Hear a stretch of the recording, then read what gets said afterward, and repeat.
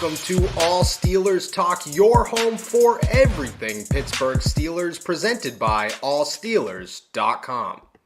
What is up, beautiful people of Steelers Nation? Thank you so much for jumping on to another episode of All Steelers Talk. I'm your host, Noah Stripe. I'm joined every Tuesday and Thursday by my main man, Donnie Drew. And find us on youtube.com/All Steelers Talk or anywhere you get your podcast. Donnie, it's a rainy day in the Berg. The Steelers are done with OTAs. We are about to head into minicamp. I'm praying that is the time that they finally realize Mason Rudolph needs to go, but I highly doubt it. At the same time, Stephon Tuitt has officially retired from the NFL, and Tuzar Skipper is on his way back to the Berg. Preseason hero. Like I said, rainy day. It is what it is. How you feeling, my friend? Nice triple degrees out here in Phoenix, Arizona. Oh not too much to report, man. Just kind of chilling, ready for the NBA Finals to start kicking off. So it'll be a good time. What time do the NBA Finals kick off over there? It's 9 o'clock here 6. every day. 6. You get your hot weather. You get your telling normal you, timed games. Living on the West Coast is phenomenal whenever it comes to timing of sporting events. Like during the NFL season, Arizona is one of 2 states. I know I said this like an earlier podcast, but Arizona is one of 2 states to where they don't do. Yeah, they don't do the daylight savings. So the first couple of games will start at like 10 a.m., and then like Sunday Night Football is done by like 8, like 7:30, 8 o'clock, and then like the time change kicks in where everybody's springing like an hour ahead, I think, and then like football games start at like 11. So it's like, dude, you can like tailgate with like breakfast food. It's amazing. Just wake up and start your day with football like all throughout the day. It's amazing. I don't like that. I don't like that at all. It's Sunday night football games are rough. If the Pittsburgh Steelers don't play on Sunday night football, chances are I'm sleeping by halftime all the time. Every single like we'll come on here, we'll talk like we just watched what happened on Monday Night Football, and I'm like, yeah, man, third quarter was crazy. Let me tell you. Saw the highlights the next morning. It was nuts. Yeah, can't do it. My bedtime's 10:30 if the Steelers aren't playing. Sundays, they're a little different. During the football season, bedtime is usually February. That's when I go to bed for the first time. It's a good time. It's a great time. It's a great time. All right. Empire. That's what it feels like sometimes. We're here, dude. Like I was saying earlier, it's June. It's June 2nd. And we've already hit no sleep. Feel like you're going to have a heart attack season. It feels good. It feels really good. All right. I'm going to stop complaining. We're going to talk about Stephon Tuitt. Officially retired from the NFL, made his announcement on June 1st, saying that he's found a new purpose with the tragic loss of his brother, degree from Notre Dame. So congratulations to him. Talked to a bunch of Steelers players today. Every single one of them seemed to say, hey, look, I could care less, man. As long as he's fine, as long as he's happy, and as long as he's doing well. Cam Hayward said that the dude still has a big smile on his face everywhere he goes, which I thought was awesome to hear. When you heard the news, what were your thoughts? Dug into it a little bit. What were your thoughts since?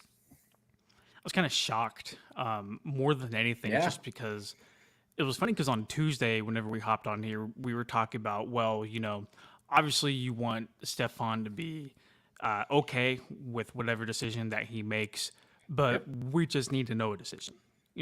However, that pans out, we just need to know what he's doing. And sure as the next day, I get that notification from ESPN's Adam Schefter saying that he retired. We have different views on this and like the timing of it, and we'll get to that here in a little bit, but just my overall thoughts on it. Like, dude, I'm happy, man. I am happy that he is able to move on to the next chapter of his life. It's a shame that we were robbed of him his last couple years due to injuries and then due to, obviously the tragic stuff that happened. But I feel like whenever you look back at his career, you can say nothing but good things about like Stephon Tuitt, a prime Stephon Tuitt. Such a key part of Pittsburgh's front seven. And obviously it's a big hole for anybody to replace inside Pittsburgh's defense. But nothing but gratitude to him, man, because like whenever he was on the field, he was a monster. He seemed like a really nice guy. I'm sure you can attest to that. His teammates loved him.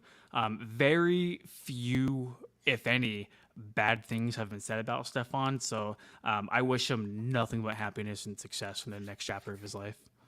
Yeah, no doubt. Everybody who's ever seemed to talk or know Stephon Tuitt seem to like him a lot. I thought it was hilarious that people asked Isaiah Loudermilk about him today, and I was like, he never played. He never played with him. What are we doing here? And Loudermilk just like looked. He's like, oh yeah, man, he's gonna be missed, dude. And I was like, do you even know who he is? Have you met him? Have you met Stephon Tuitt? But everybody had great things to say. I've only talked to Stephon a couple of times in person, and he was a good dude. He was a very, very well-mannered guy, super bright, super bright. Like the guy was extremely smart, well-mannered, just a good guy. There's not really a ton to say. Like, I don't know him as much as I know some of these other guys. Like when Cam goes, I might shed a tear talking about him because he's just a phenomenal human being. But Stefan Tuitt, I never really got the opportunity, which, again, that's a shame. That stinks, but life happens. I think that he hit a point. Like this morning, I put out the podcast about Devin Bush talking about how Devin said that he needed to go through what he went through because it showed him like the obstacles and climbing the mountains of life and the whole nine and getting to where he is, learning lessons. And I think Stefan, like, it sucks what happened to him. It is absolutely terrible how that happened. And do I wish it didn't? 100%. But the fact that he could work through that and find a new purpose, I thought was awesome. I'm all good with it. Leave football, man. I don't care. Like, football is a sport. If you're so into it to the point where you're like, yo, screw this guy because he's retiring at 29 years old after he just took a bunch of money from the Steelers. I'm like, dude, are you kidding me? Like, if your brother died tomorrow, you're telling me you're going to be fine? Like, you're just going to be good? You're going to handle every situation appropriately? No, right. Definitely not. So to those people, I got no good things to say. But Stefan Tuitt, I got no issues. Like, go do your thing, man. Congratulations. Yeah, luckily I haven't seen a lot of those people that have had like negative things to say.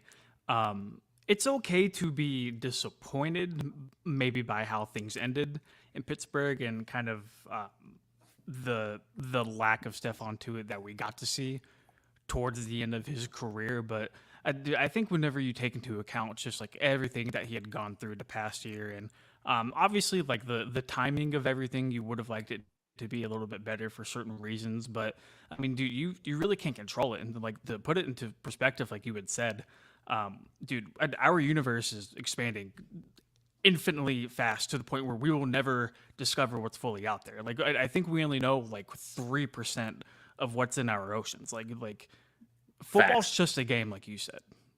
No, yeah, like Stefan's made plenty of money. He's fine. He does not need the game of football. No, and that's the crazy. Like, we are a tiny ant on the oblivious nothingness that is the universe. And if we're gonna just continue, like, if football is the tiniest of the ant activities, that's cool with me. Like,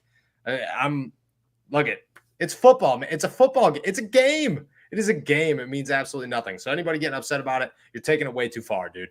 You're taking it way, way, way too far. But thankfully, like you said, I haven't seen a bunch of that. I take it back. I've seen a lot of it, but I try to ignore those people. Yeah, I can't say I have. What's funny is I don't know if you've been asked this, but like ever since I've like gotten to the media, I've had a couple people ask me, do I find myself rooting for the team that I cover? No, never. And like you don't. Well, not like you're covering them like as a fan, but like, do you find yourself like hoping like the team will do this or the team will do that? And I think like just interviewing players and like getting to like know guys a little bit more like personally than like the average fan might be able to. I think more than anything, you find players that you kind of like hope do well throughout the season as opposed to like doing a team. Like for example, like the Sun Devils last year.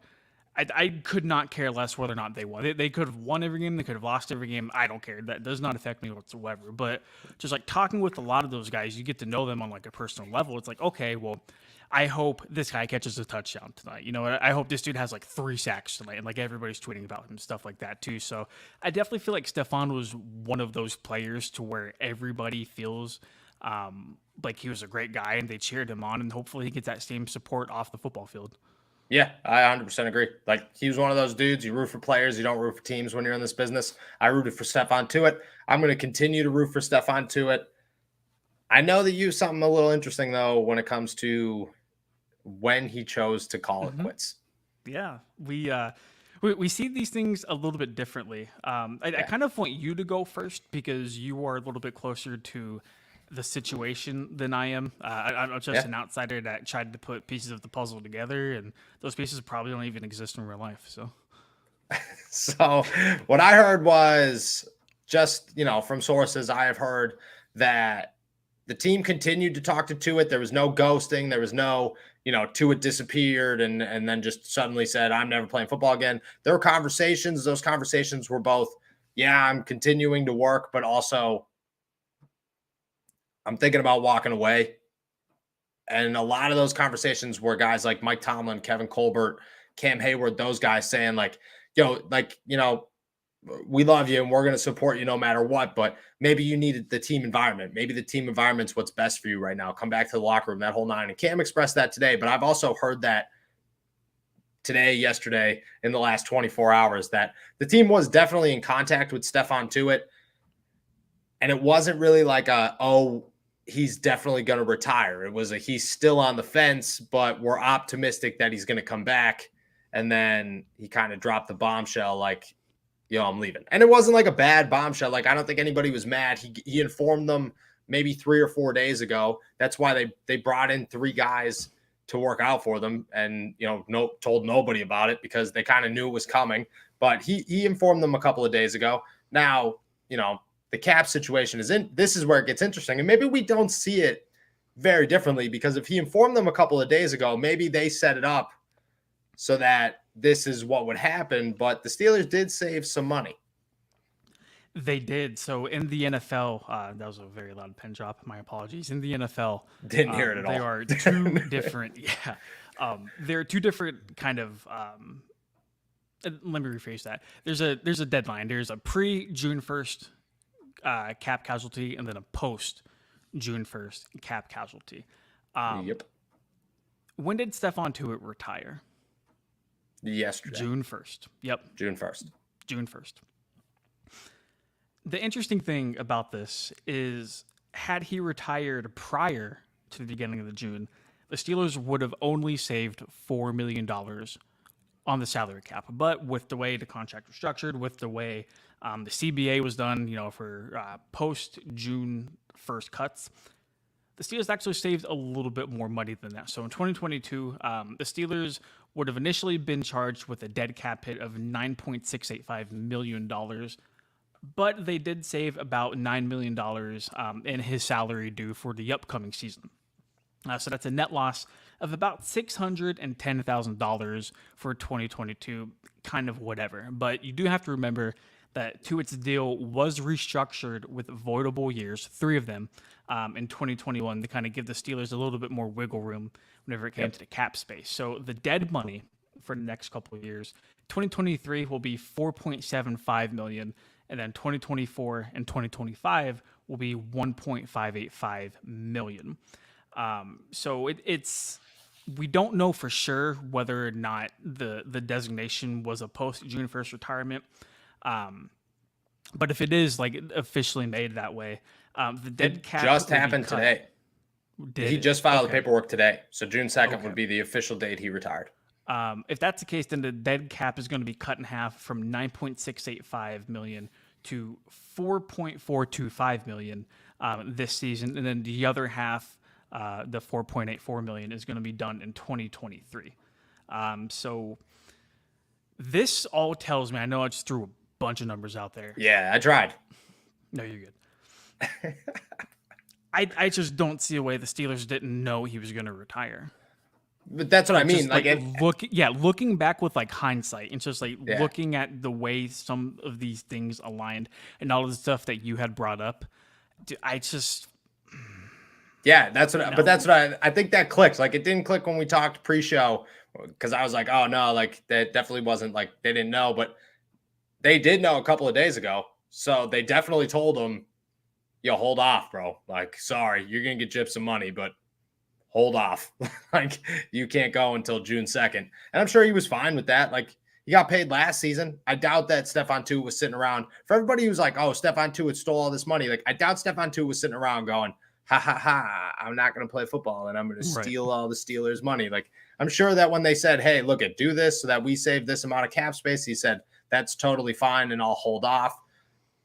Everybody said that they knew a couple of days ago. So that would make sense. It didn't make sense the first time we mentioned this, but now that we've run through it, it makes sense that the Steelers definitely told them, you're not doing anything until June 2nd. We will announce it on June 1st. Sorry, that's not happening. Like we're not losing that money, especially with Omar Khan as the GM.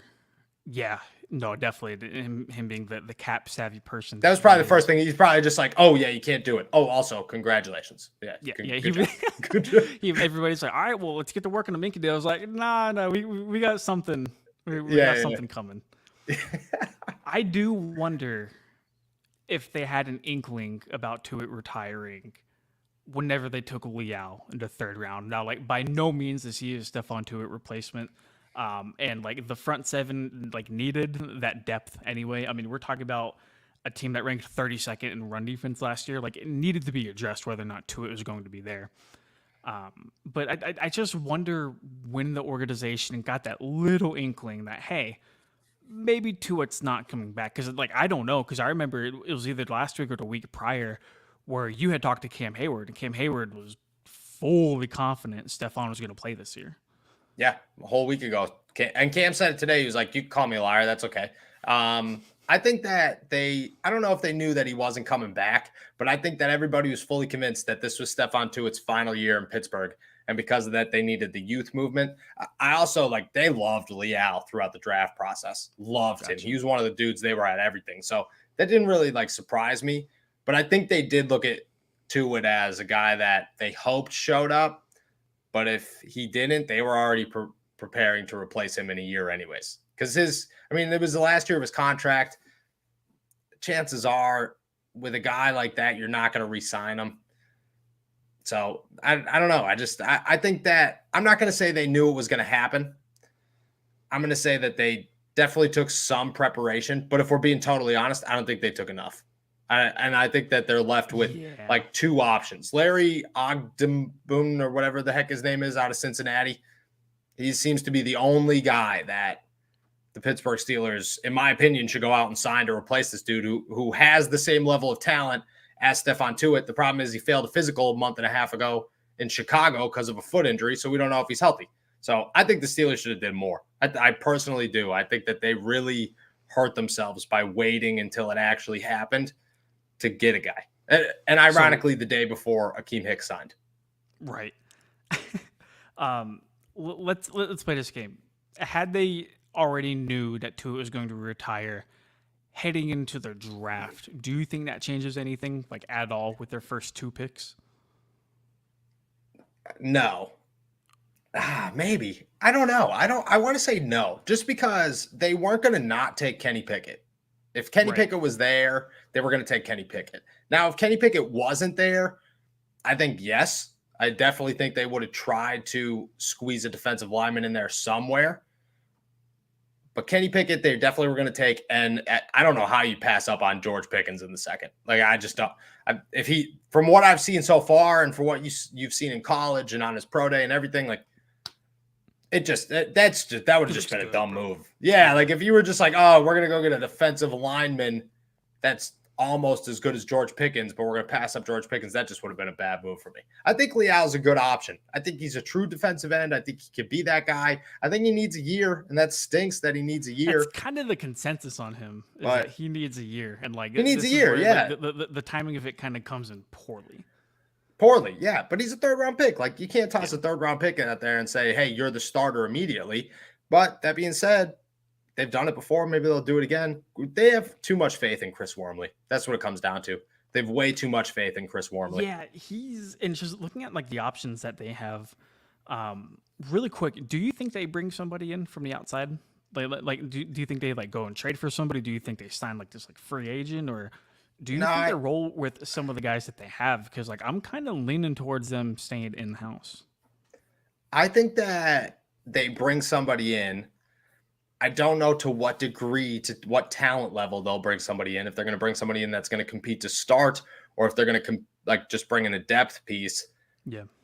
But I do think that they're going to bring somebody in just because they need depth. They can't rock out there with Chris Wormley and to Marvin Leal, because like they saw last year, somebody goes down, it's over. It's all over. The whole defensive line is a disaster, and they got nowhere to turn to. I don't think they're ready to do that this year. I really don't. So I think that they do bring somebody in.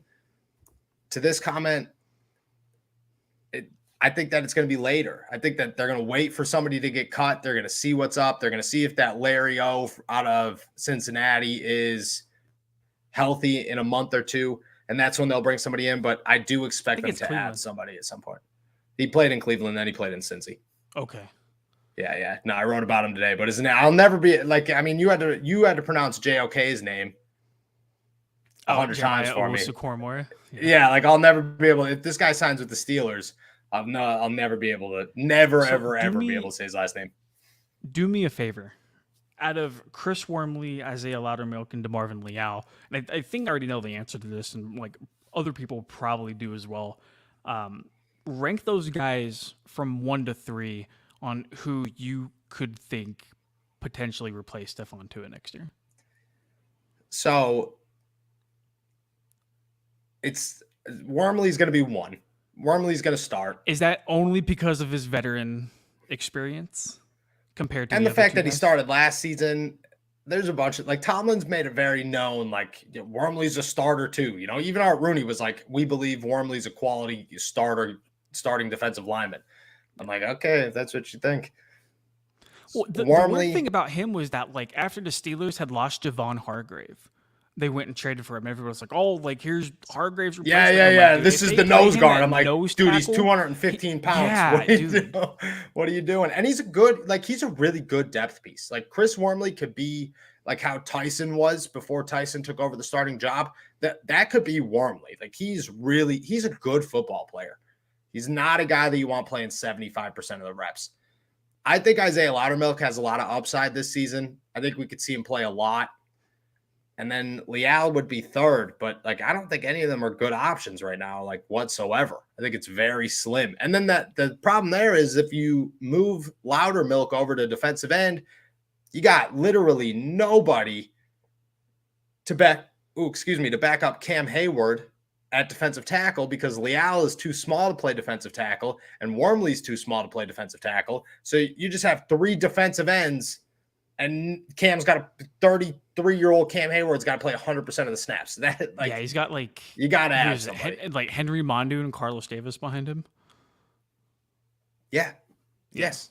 That's actually exactly who he has. And like Monty Adams is too big and not fast enough to play defensive tackle. It just doesn't work. Like you need to add somebody unless you believe that Wormley and Leal could handle the workload, and they can't. Like they just can't. You can't put a 3rd-round rookie in that situation and expect big things. My thing is they really need to improve the rush defense. Like they have no problems getting to the passer. Like that is not the problem in Pittsburgh. They need to find ways to stop the run. Like stopping and establishing the run on both sides of the ball happens first in the trenches, right?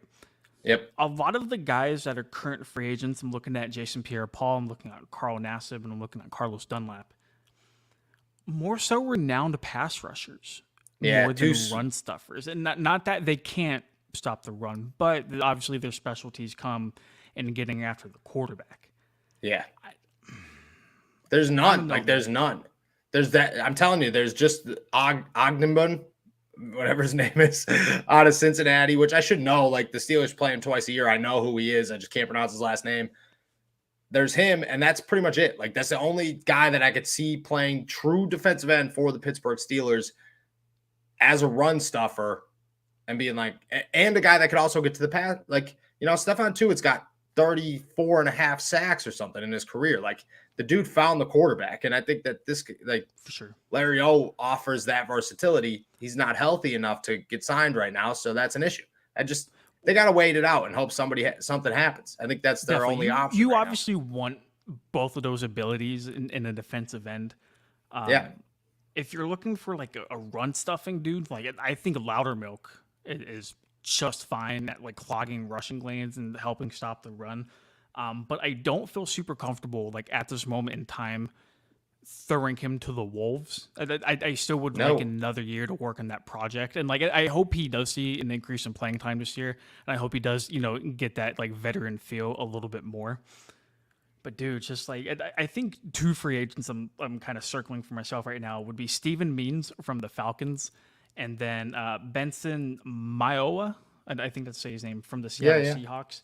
I think both of those are like cheap options who graded out fairly decently on Pro Football Focus's like rushing defensive grades. Now, granted, it's PFF, so take it with a grain of salt. But I really think with other pass rushers on the front seven, obviously getting to the quarterback is important at defensive end, but like you really got to look at stopping the run. Hopefully, Devin Bush takes a step up. Hopefully, Miles Jack is able to assist in that as well. But it all starts in the defensive line. So like whoever does indeed take Stephon Tuitt's place, just clog some rushing lanes, please. Yeah, and I think the return of Tyson will help the rushing game a lot. I think Miles Jack will help the rushing game a lot. I think Brian Flores will help the rushing game a lot, but I agree. You need, like, it was just so evident that Chris Wormley was either a big play or an absolutely nothing guy every time he was on the field. And I expect him to be that same way this year. Again, Chris Wormley is a really good football player. He's just a really good football player that's going to get you 7 sacks in a season, but you don't want him to be out there every play. You just want him to get those 7 sacks. Like, play 35 to 40% of the snaps, and he's going to make the plays happen because the rest of the time he's not doing anything. And you don't just want him to. It's kind of like Benny Snell. Like, if you need 3 yards, Benny Snell is going to get you 3 yards. If you need 8 yards, Benny Snell is going to get you 3 yards. Yeah, very true. Very true. Benny Snell has been interesting in the locker room. Let me tell you that. Ask Nick Fairbaugh. If you guys haven't checked it out, he should be dropping a story soon. I'm not going to ruin it on him. But, Benny Snell has been interesting. Been very interesting, actually. All right. Let's switch the topic over to OTAs. The Pittsburgh Steelers just finished up 6 days? 6 days of OTAs. Dude, I'm having trouble with the days. I thought it was Tuesday an hour ago. It's Thursday. Couldn't believe it. Day 6 of OTAs. They had the mini camp on Tuesday. I saw three big things I want to talk about over the last 2 weeks. The first thing I want to talk about is the quarterback competition, or lack thereof. I don't know what's going to happen. I don't know why it's happening like this. I know that we've talked about it more than one time, and we're going to talk about it more than one more time. Why is Kenny Pickett not getting reps at all?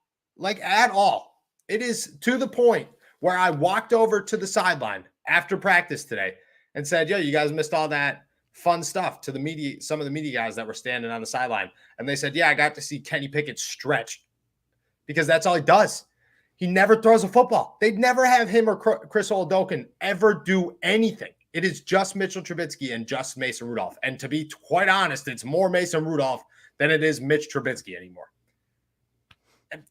Is it just me? Am I overlooking this? Is it just OTAs and I need to calm down? Because I am turning this into something. I think it's early, bro. I think it's early to try to like pull the trigger on anything. And like we've talked about previously, Mike Tomlin is very hesitant to just give the keys over to a rookie quarterback. Now, that being said, should Kenny Pickett get a little bit more exposure, with the twos perhaps instead of Mason Rudolph? Yeah, but I think that'll come in due time. I would just like some exposure at all. And he's not even taking third team reps. They're only running first and second team reps. And then they're calling it a day. Like, it just doesn't make any sense to me. Like, and again, I'm going to get in trouble for saying all this, so you guys are welcome.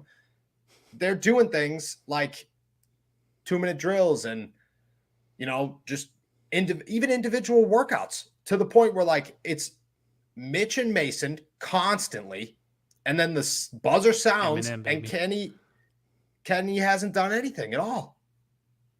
And it just doesn't make any sense to me. I'd say give it time. They were very high on him coming out of the draft. They were high on him going into the draft, and they came out with him. They were enthused, by the fact that he fell to number 20. I would say give it time. Like, I'm not willing to like push the panic button on that quite yet. I think when they go up against live competition and training camp, And if Kenny's as good as a quarterback that the Steelers hope he is, I think he'll be able to separate himself. Look, I agree. Okay. I think when given the opportunity, Kenny will prove that he is the dude, at least the number 2 dude. I don't understand what the issue is. But I agree with you. I definitely feel as if I'm making more out of this than there is to be made. I'm okay with it. Like, I've tried to talk myself down time and time again, but every day I'm just standing there just like, I have watched Mason Rudolph for 4 years, and I am sick and tired of watching Mason Rudolph. It's just so annoying. It's just what's the word for it? It's like a it's like not even a courtesy thing. It's just kind of like just doing it to do it. Like, hey, like Mason's been here before. He obviously has more experience over Kenny Pickett. He's going to get the number 2 reps until he can. And until he proves otherwise, he's going to get them. So, and look at again. I agree. I think at some point the Pittsburgh Steelers have to make that decision to stop pleasing Mason Rudolph and let's move on. Let's just move on. Well, it's going to happen? No. Am I going to freak out about it continuously? Yes. No. That's what I do. Second is the Pittsburgh Steelers offense is very much so just a small guy offense. And I kind of love it. Like, I kind of really, really love it. You look around the room, you look around the wide receiver room, and the average height is like, I don't know, 5'11", maybe. Like, if you took Chase Claypool, Cody White, and George Pickens out of the room, the average height might be like 5'8.5". It's ridiculously short. Yeah, super short guys. Everybody's super short. But it is phenomenal how well these guys run routes. Like, I don't know what Matt Canada's offense is going to look like. I think there's a lot of time before we have any idea what this offense truly looks like. But everybody is always open. Gunnar Olszewski, stud. Absolute stud. I don't understand how people are like, oh, he's not a wide receiver. I don't understand how he has 9 receptions in his life. Like, he is always, and I mean every single time, open. Calvin Austin, watch this man go up, and I can actually say this because he confirmed it to me. Go up on the sideline over 2 defenders. 5'8" Calvin Austin go up over 2 defenders on the sideline, snag a ball, come down and bounce. Like it was nothing. 5'8", 5'8". Deontay Johnson, we know what he is, obviously. George Pickens, we know what he is, obviously. But it's just small guy after small guy running crazy routes. And like Anthony Miller looks okay, but like, Anthony Miller is what he is. Steven Sims looks okay, but Steven Sims is what he is. It's just like, it's mind-blowing that like the Pittsburgh Steelers are going to make an offense out of 5'8" guys, and they're probably going to be really good. Like really, really good. That's the second thing that stood up. Maybe the depth is like that, but when you look at like Claypool and like Pickens, like those are like fairly big dudes. And then we've been hyping up Najee like in the backfield as well. And then like, Pat Freiermuth there at the tight end spot. Like, I don't think like at least the main guys outside of Deontay are like small by any means. Yeah, I guess I forgot. Like Boykins, I don't expect to play a whole ton, but that is a name that I forgot about. Freiermuth's a tight end and Gentry's a tight end, but like I expect Gunnar to take a lot of offensive snaps. I expect, yeah. But like dude, in the regular season or like training camp? I don't know. We have to see what happens when pads come on, but like there's just nothing about me that just says that this guy isn't going to be good. And even everybody around him. Like I've talked to coaches who are like, I don't understand why Gunnar isn't looked at as a wide receiver. And I'm like, I don't understand it either, man. He makes everybody miss always. Like always. The dude stops and goes 10 times faster than Deontay Johnson. Now, he's not as crisp of a route runner, but he's got that twitch way better than Deontay Johnson. So I expect him to play. I expect Calvin Austin to play and Deontay. So I guess it is a mix. But even those guys, like Chase Claypool is a dude who's big and bulky. I get that. Pat Freiermuth is a dude that you could throw a ball up to. He's going to come down with it. That's what he does best. But like George Pickens is a route runner. And I think that's super impressive that he's a route runner. It's just built for like the Antonio Brown style, not super big guys, it feels like. And like, I mean, I'm excited about it. I'm not like mad about it. I don't think it's a bad thing. I just thought it was interesting. Like looking around, I was just like, there's just nobody tall on the football field right now, like We'll whatsoever. see. This is really the year that Matt Canada has to shine in order to keep his job. And I feel like the Steelers did a pretty good job of going out and getting him the toys that he needs to be successful on the football field.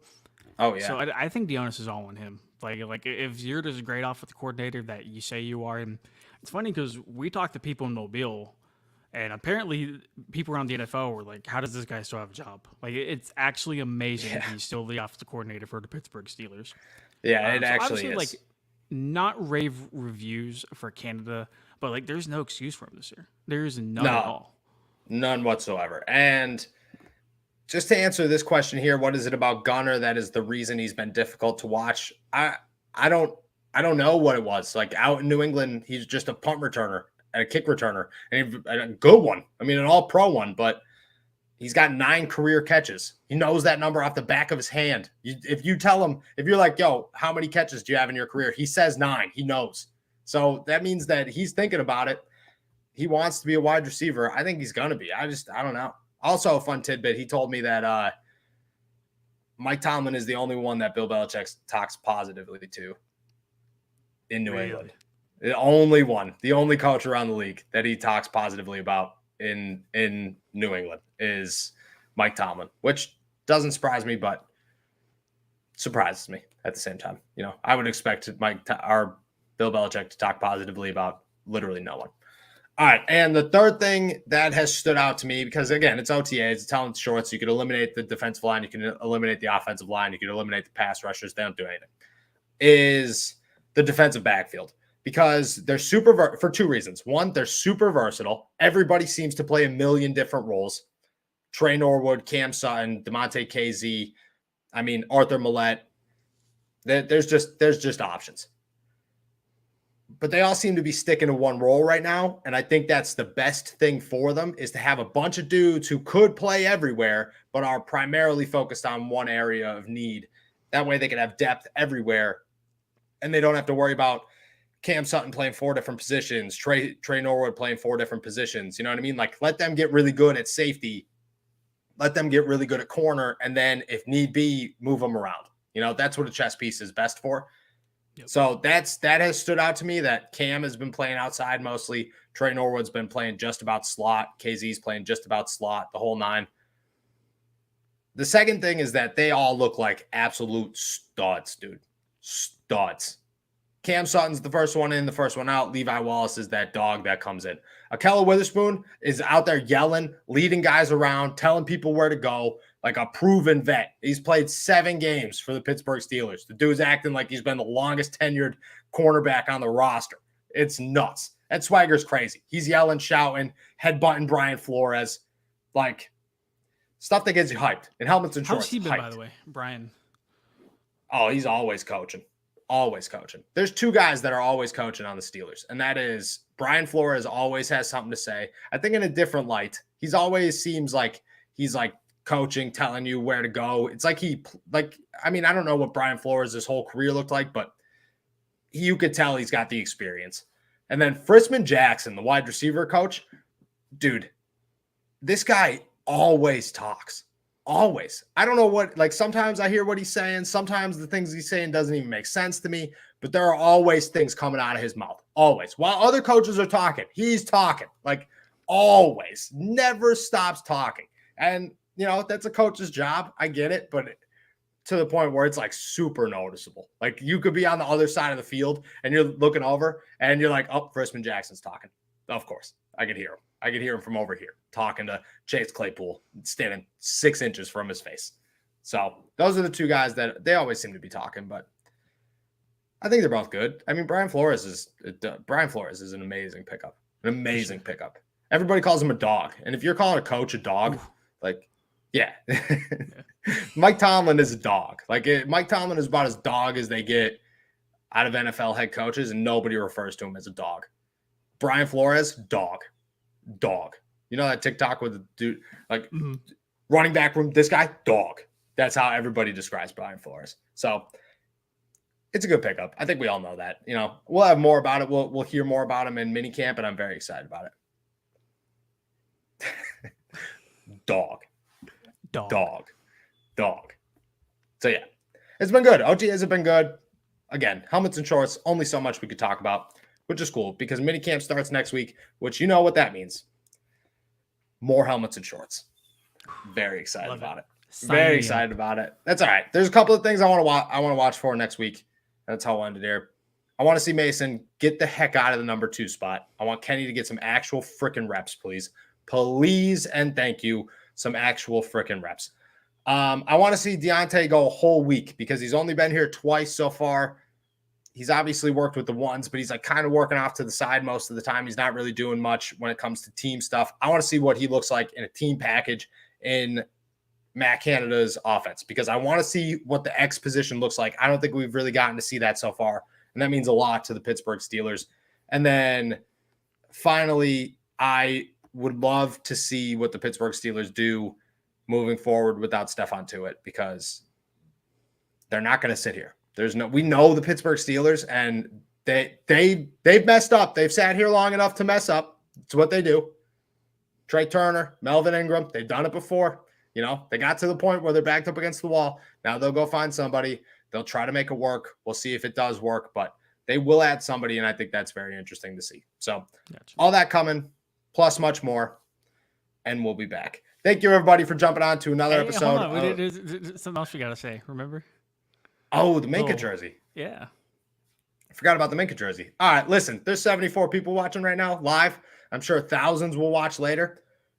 Before we head out of here, one thing, and this will prove if you watch the whole episode or not. We gave away 4 jerseys during the NFL draft special over 1 month ago. We gave away 4 jerseys. Everybody hit us up and said, hey, man, this is my address. Appreciate you. We gave one rule. Hit us up. We'll send you the jersey. Free of cost.